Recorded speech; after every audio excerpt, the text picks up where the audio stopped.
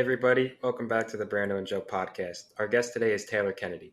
She graduated from NYU with a master's degree in IO psychology and is currently at IBM as a performance culture and evaluation specialist. Welcome, Taylor. Thanks for talking with us today. Welcome. Hello. Thank you for having me. We're really excited. We've talked about IBM, like Brandon and I, separately, but we've never actually had someone from like IBM on the podcast. It's just like, it's such a cool company. So like, we're excited to hear your perspective today. Yeah, thank you so much. I always think it's interesting to talk to people about IBM because most people, at least around our age, don't really know what IBM does anymore. So it's always like a fun discussion because everyone knows IBM, but they don't really know what IBM does. So it's like a household name, I feel like the company name, but I guess like what they actually do. I applied to IBM. It was the first application I did for internships when I started applying internships. I obviously didn't get it, but sorry, I couldn't put in the word for you back then. But you actually started off as an intern at IBM, right?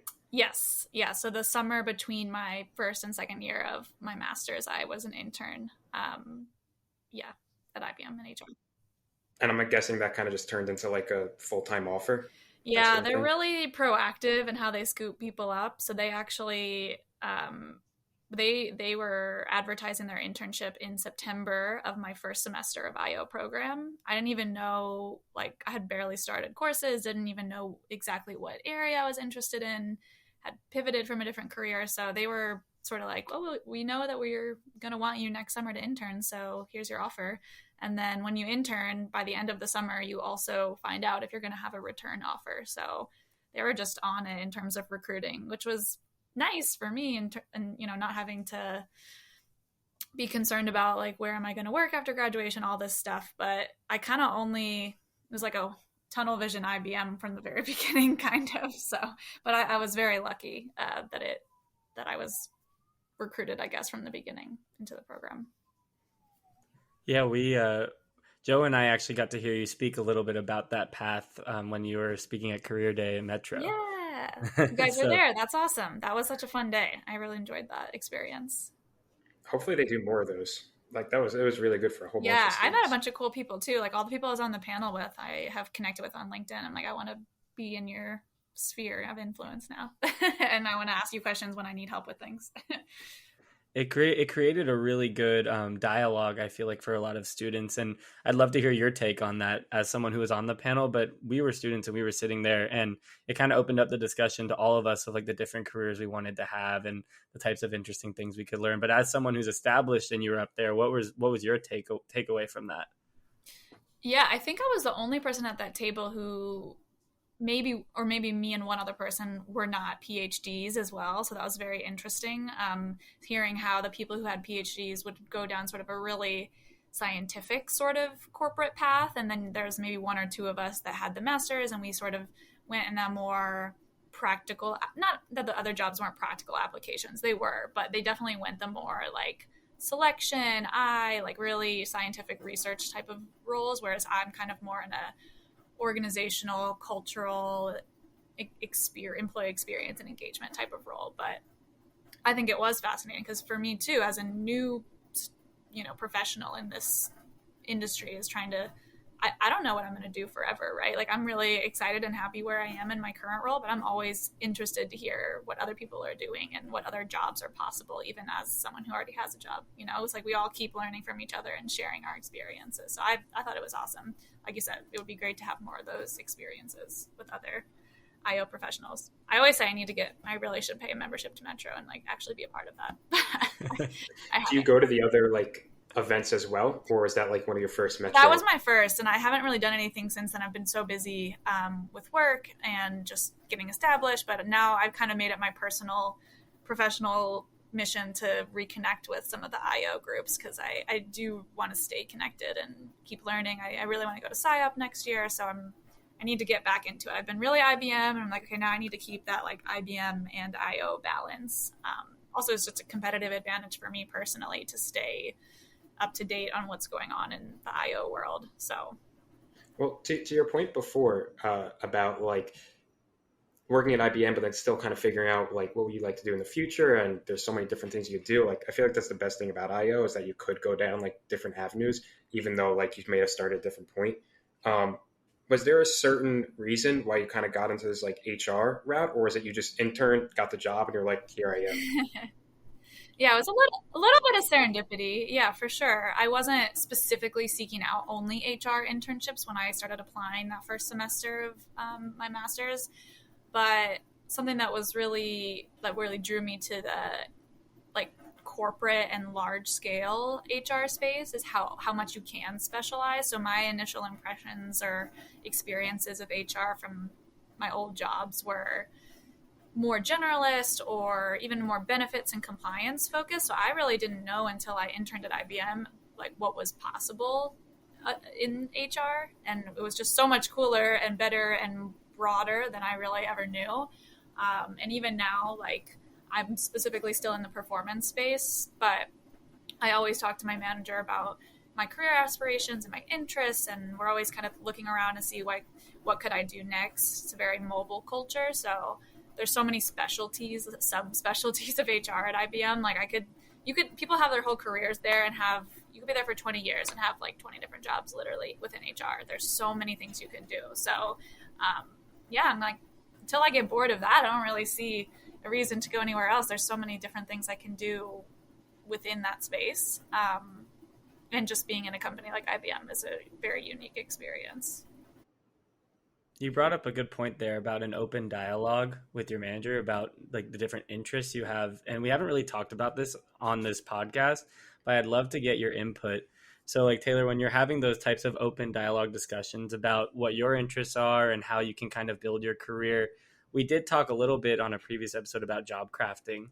Would you say that that's kind of like along the same vein as that, or is it almost just more like creating career aspirations and having those types of goal setting for yourself out there? I mean, probably both. Like, I'm very lucky that so IBM has a IBM HR, but also just IBM has a very internal mobility culture. So people are always moving into new roles, and we really encourage career and aspiration conversations. So it's not taboo to actually sit down and talk about other things you want to do. It doesn't, make you look bad or whatever. The best case is that your manager is really supportive and they say, oh yeah, I could totally see you doing that, but maybe I can help you develop this one skill before you get there, or I can introduce you to this other person. So I literally, since the day I started, basically, I've been having career conversations with my manager on probably like a quarterly basis to just say, okay, I'm really satisfied and excited about these elements of my role. I could do maybe less of these other elements of my role.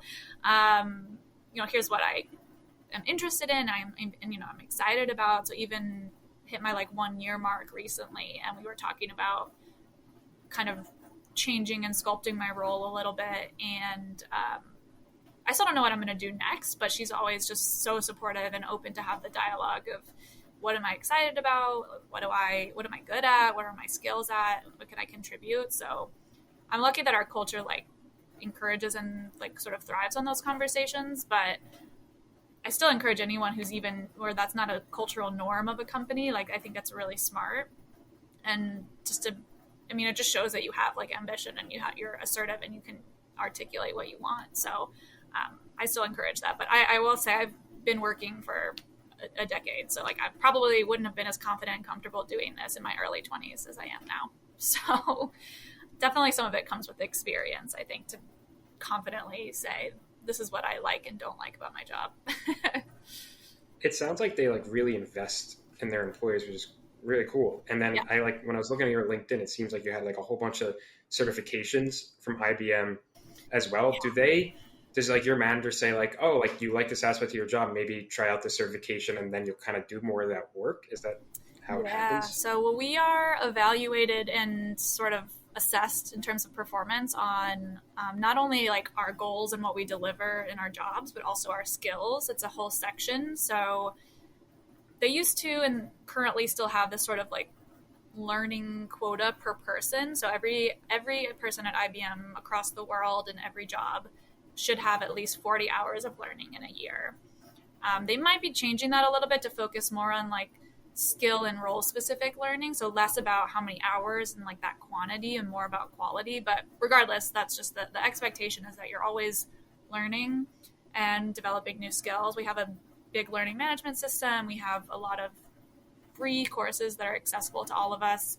So yeah, we're encouraged to learn, take those like classes and gain extra skills and then apply them, right? So not just collecting skills and badges for the sake of having it on your profile, but also like how are you actually using those in your job. So yeah, I've gotten to do some really interesting ones, some ones that are a bit out of my comfort zone, maybe around AI and more of the technology space. I'm trying to understand like what does IBM do as a business, and then a lot of D&I, a lot of like mental health focused ones, which I'm personally passionate about. So I've done a coaching one. I'm actually now like a coaching supervisor for like a peer coaching group. So yeah, that's on top of everything else that you do for your actual job. They really encourage you to just keep learning and growing because they know skills really are changing all the time and kind of have a shelf life. So you should just always be having like a growth mindset and learning and growing. That's embedded across all of IBM, even HR. Yeah. And you got to like pick those too? Yeah. So we have like our CHRO Nicole, she will put forth sort of like suggested plans or suggested, this is what we think all HR professionals should do. But even within those categories, there might be 10 options. You could pick what like you're most interested and engaged by. And if you have a lot of time on your hands, you could do them all. I don't have time for all of them. I did a lot more when I first started. I think I did more in the first 6 months than I have in the last like 8 months, but that's kind of how it goes when you start a new job. So that kind of builds off the point that I wanted to know. So like as somebody who's working for IBM, obviously we all know they're a very well-known company. Did you have to, using those learnings and then probably doing your own research, did you have to kind of gain some knowledge on the type of work that IBM does and all of that side of it, even though you're working on the HR side? Yeah, we have to learn about what IBM does on sort of a very general level in terms of what are our businesses and what do we bring to the market, but also how the different business units operate.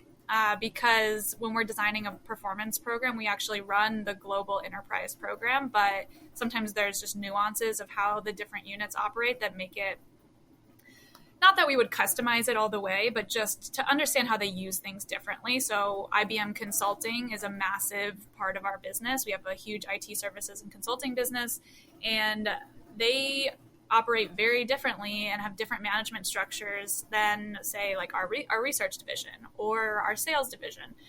So we've had to learn, how do all these business units work? How do employees and their managers, like, kind of what's those relationships like in each of those areas? And then also just generally, what does IBM do? Because also people ask you that all the time. What does IBM do? And most people don't know because it's mostly a business to business company. So we do a lot behind the scenes. And that's why you think, everyone knows Apple because you have those products in your pocket, but you don't know that IBM is processing every bank transaction that you have. You don't know that IBM is processing all of your like flight confirmations and all that. Like there's all these sort of behind the scene things that they're doing, and then a lot of innovative research. But yeah, this was all really new to me. I had no idea really what IBM did, and it's even changed in the last year and a half since I started there.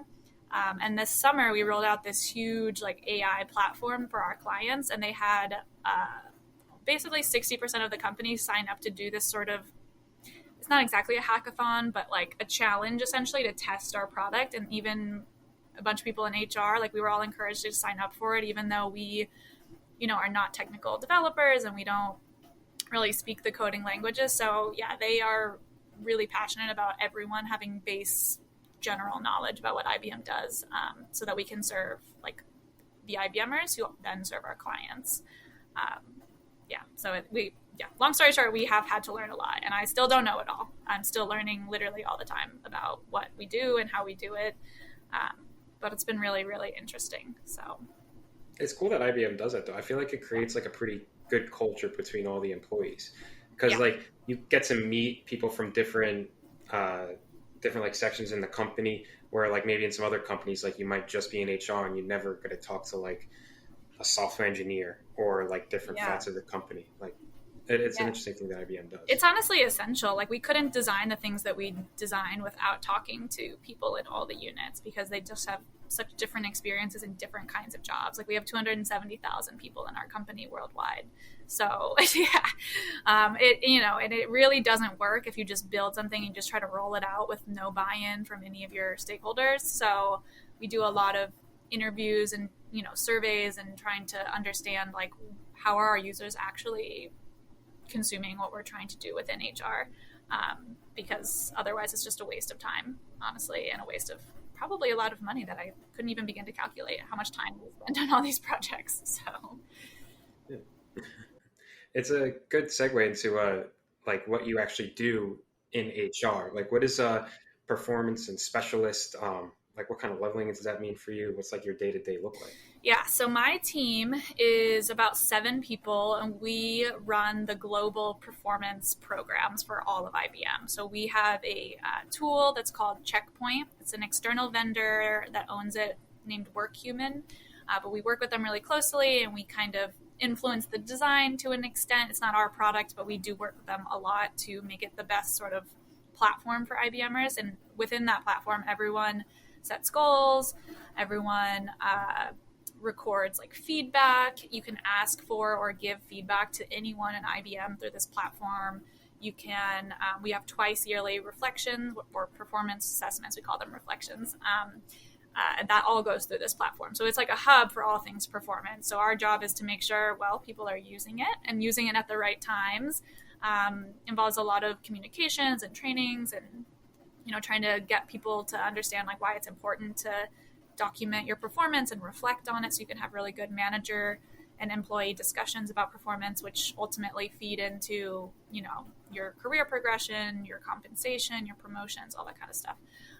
So that's like really base, but on any given day, it really depends. So like right now we're in the middle or at the end of our sort of mid-year reflection period. So I'm sort of responsible for making sure everybody finishes it and aggressively messaging a lot of managers through a lot of automated platforms to be like, you're behind on this. Like, please make sure your employee gets their feedback because it has to be timely to matter. Right. So like if an employee spends, hours reflecting on their performance in July and they haven't heard back from their manager for 2 months, like, is that message, even if it's a good message, is that message even useful? And if it's a bad message, then that's like even worse, right? So we're always trying to get, employees and IBMers or IBMers and managers to have really deep performance discussions and also continuously. So not just waiting to these 2 points in the year, but all year round. Like that's our sort of cultural transformation over the last few years. It used to be very, annual focused, and now they're trying to get people to have more ongoing performance discussions. So yeah, I'm part of that like evaluation process. I get to collect a lot of feedback. I've done surveys, that kind of stuff. So that's probably where some of the IO things come in, and really just having those like conversations with managers and employees and trying to understand their motivations and their pain points. We don't always get to design to solve those things, but we can at least, suggest and recommend and hope that the powers that be above us will take our suggestions. So it's been fascinating. It's also a lot more, I think, emotional than I realized. Like performance is actually such a emotional topic for people. We notice it especially when we have, performance management, which typically a lot of the time mostly refers to people who are lower performing or struggling in performance. It really, a lot has come out from that for me to just observe how it feels when people are labeled in this way, and trying to get managers to really use evidence to say, this is the expectation, this is where you didn't meet it, how can I help you succeed? So yeah, we just oversee basically every performance program that IBM does for all the business units. So it's just been fascinating, and we're always having a lot of moral debates about things on our team. It's a very like candid and empathetic team, and we're always trying to just balance what the business and what the leaders need from us and what we believe the IBMers need. And sometimes we have to meet in the middle, or we try to meet in the middle. Sometimes we don't always get to, but I wonder, Taylor, from your perspective and what you see on your end, that like creating a culture of like constant conversations about performance, Yeah. would that make those difficult or challenging performance conversations maybe a little bit smoother to navigate? Yes. Like, have you seen that Yeah. like on your end too? That's the goal, right? Like it shouldn't be a surprise, at least in our point of view. It shouldn't be a surprise when you get to your, either half year or end of year performance like reflection period that you're struggling. Like your manager should be telling you when it happens all the time. We have so many resources. We have, things in the system you can use. We have tons of trainings, tons of resources, like so much manager training, an obscene amount of manager training. And so, yeah, it's like if you have these conversations earlier and when things happen and in a direct and caring way, then it should, in theory, make it easier, later on when you're documenting. But we're still not there yet in this sort of adapting to the continuous performance development. So it's all still very cyclical. People wait until this, this period of time, and then they do it. And people are like, why didn't you tell me this like 2 months ago when it happened? So that's just not fostering exactly the culture or the relationships between managers and employees that we want. On the manager side, I did get to do a manager project earlier this year, and I think I understand their point of view a bit more. So it's not as black and white as saying like, good managers do it this way and bad managers don't. They have a lot on their plates. Like no one at IBM that's a manager is just a manager. They're managers and they're individual contributors, and they have a very high bar on their contributions. So like a consulting manager has just as high of a billable, utilization target as an individual contributor does. So they're trying to do their job plus, supporting employees, plus all the tasks, managerial tasks, which are always just a pain, and sometimes their teams are really big. So there are definitely situations where we can understand why it might not be working well for a manager, and we're trying to help them, whether that's just automating more things. We're trying to do a lot more automating, more automated reminders, more data provision. So trying to be more proactive instead of being like, did you know that 6 months ago your employee like didn't do this? And trying to be a lot more proactive and getting them data that they need about their teams. But yeah, honestly, it'd be really hard to be a manager at IBM if I'm just being completely honest. You hope that they would all do it well. I mean, my manager's fantastic. She has a team of 6, so she can handle it. But I think the bigger the team, unfortunately, the quality of those conversations starts to suffer.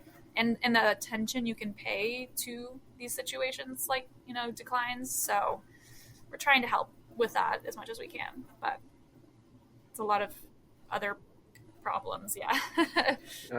Could be tough. But it sounds like you do a really good job of like looking from all the different perspectives, like the manager, the contributor, and then from like your own perspective as like the specialist. It's a hard thing to do, but I bet you get like a better like holistic view of like the issue at whole. But it sounds like you do some really, really cool and interesting work. We've only had like a couple of people on here to talk about culture at like different companies. So hear about it at like such a large company at IBM that probably has a lot of work going into like a certain culture that the company wants. Is an interesting perspective to hear. So I want to leave you with one last question. If you could give one piece or a couple pieces of advice to prospective IO students or people that are currently in the program, what would that be? So I think one thing that I always tell the students that I meet, either from my program or other ones that I've met, is to like do a lot of informational interviews and talk to people in different types of jobs, because like I said, I had no idea. I never thought that I wanted to like go into HR. It wasn't like a path I was pursuing, but again, once my eyes sort of opened to what was possible beyond just that generalist type of job or a compliance and benefits job, I mean, there's, like I said, so many endless possibilities. So just encouraging people to make the connections and just ask for 20-30 minutes on people's calendars to talk about what they do. I think that can be so helpful to just be like, I had no idea that was even an option in a job. I think we kind of get stuck, especially through our programs, of like these like paths of, oh, I could be a people consultant, or I could be a coach, or this. And it's like, yeah, absolutely. But there's a lot of ways to apply IO that are not always the ones that maybe come top of mind. So I would just encourage people to just talk to as many people in the field as possible and just get a breadth of experience before they pursue kind of one path. What's else? I always have probably a lot of these advice points, but definitely that. Talk to a lot of people, learn about their jobs, exactly like this podcast. Just a little plug. And I think too, just not getting so focused on like whether it's an IO job or not. I think that can also get people really stuck, like just searching for IO jobs. Like understand what you really like about the field. Like I think when I was in my courses, I just reflected often on like what was I the most excited to learn about? What was I doing extra reading about? Like what was I seeking out on the side? Like that's when I knew that a lot of the, I probably could do many of the things in IO, but I was the most excited when it came to engagement, culture, experience, kind of like what's happening when people are already in the company versus that sort of selection and bringing people in. Like that's super important and we work closely with them. But to me, I just was the most excited by the people that are there. How can I make their experience the best it can be? So just paying attention to what you're interested in and kind of keeping an open mind for the types of jobs where you could apply your work. I think that's been really helpful to me, honestly. I think that's really good advice. And on top of that too, like it's almost calling back to what we were talking about with the performance conversations. Like when you're having these types of conversations on a regular basis, it makes you more familiar with the content and what you're looking for. So like talking to people who are in different careers can kind of open your eyes to different things that you might not know, like you said, Taylor. And on top of that, it'll also just kind of get your name out there and get you talking to people that could maybe help you out in a different way. Yeah, for sure. It's so much easier to like ask for help from someone when you just ask them a bunch of questions about their job and their life, like, and their passions, instead of just reaching out and being like, do you have any jobs open at your company? It's like, you've already done the work to just put your name out there and like show interest. I think that is authentic. So just being authentic as well, like on a general, in a general way, I think that can also just help you. Just keep an open mind too. Like I said, I never really thought this is where I would end up, but I'm really, really happy with it. It's a challenging space, but I feel like I've been in this company for like 3 years. I swear it's been a year. Like I just learned a lot. There's been so much work. And I don't think this experience I would have had like anywhere else right out of my schooling. So I'm super happy with it and always happy to talk to people about it if anyone has, follow-up questions or wants to think about, working in a big global company. There's definitely challenges, which I won't get into on this recorded call. But if anyone wants to talk offline about what the challenges of working at a big global company are, I'm happy to be very candid about that too. So, well, it is great advice, and we'll make sure to put your LinkedIn in the bio so people could reach out. You're right. Working at like a global company versus one that might just be stationed in the U.S., there's definitely different kinds of things that you have to like take into account. But we want to thank you for coming on. It's been a great time talking about IBM. I know me and Brandon love talking about the company in general. So yeah, thanks for talking with us today. Yeah, no, thanks for having me. Keep an eye on IBM. They're a little bit, I don't know, not underdog because they're a really old established company, but I think in terms of what the new things that we're doing with like AI and technology, it's something to watch. It's very interesting. So just keep that, follow us on Instagram. Okay. Thank you both so much. Yeah. Thank you. Yeah. Thanks. Thank you, Taylor. That was an awesome episode with Taylor. I've always wanted to work at IBM, and to get someone like her on this podcast is such a good grab. And she had such an awesome job and perspective on work at IBM. I thought it was really cool to learn about. Yeah. One of my favorite parts of her advice were that like you don't necessarily have to look for IO jobs with a master's in IO. Like the good thing about IO is that you can do so many different things, and you can use the things that you learned in your classes and kind of like apply it to different fields and industries. So like I think I definitely want to highlight that part because it really is true. Yeah, we've talked about that a few times on this podcast, but just the fact that you can apply IO principles to basically any work is something that's pretty valuable. So definitely like try to attempt that from time to time if you guys are trying to learn what career you want to use or what things you're interested in, because you can do it. No, yeah, I 100% agree. But thank you everybody for watching and or listening, and we hope to catch you next week. See you guys next week.